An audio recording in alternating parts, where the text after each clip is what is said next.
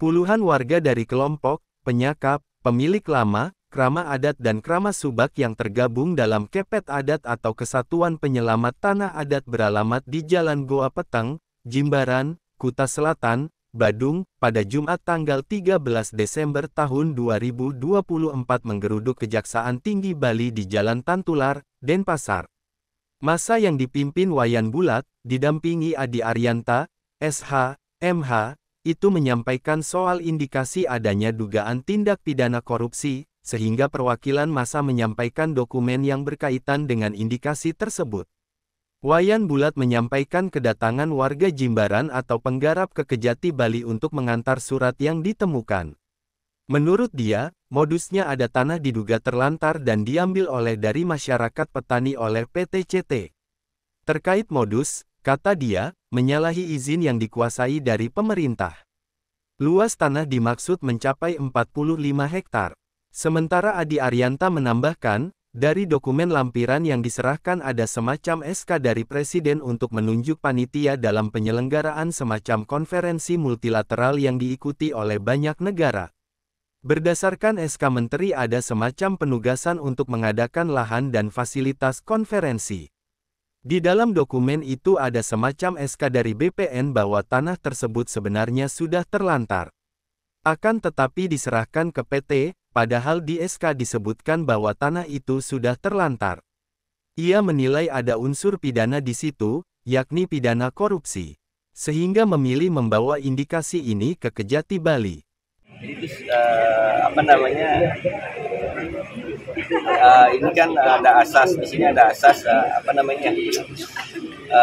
data pribadi, kemudian dia belum tentu salah kan, jadi kami hanya menyampaikan bukti. Jadi kami juga nggak boleh mendahului mengatakan bahwa dia melakukan tindak pidana, jadi biar nanti kejaksaan yang menjawab.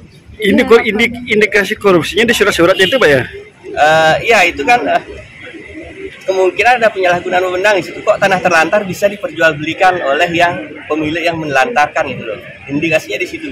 Kemudian di situ ada SK yang dibuat oleh penyelenggara negara, ada SK sampai SK Presiden di bawah-bawah, kemudian ada SK Menteri. Dan di situ ada pengadaan, bahasanya ada pengadaan lahan, pengadaan sarana prasarana. Jadi kalau pengadaan berarti ada anggaran negara di situ. Cuma memang tidak secara jelas dikatakan di sana, makanya biar pihak yang berwenang lah yang akan mengkaji nanti ya. Jadi kemungkinan ya, indikasinya biar nggak salah, kemungkinan ada anggaran negara yang cair. Kasipenkum Kejati Bali, Putu Agus Eka Sabana, yang menerima perwakilan menjelaskan, masa diterima dengan baik, karena pada dasarnya semua yang membawa aspirasi tentunya terkait kewenangan kejaksaan. Mereka membawa dokumen yang kemudian akan ditelaah oleh pihak Kejati Bali. Kita kedatangan massa dari Kepet Adat, Kesatuan Penyelamatan Tanah Adat Jimbaran. Pada dasarnya kami Kejaksaan Tinggi Bali menerima secara terbuka setiap masyarakat yang menyampaikan aspirasi atau keluhan atau baik itu apapun tentunya terkait kewenangan dari yang dimiliki oleh kejaksaan.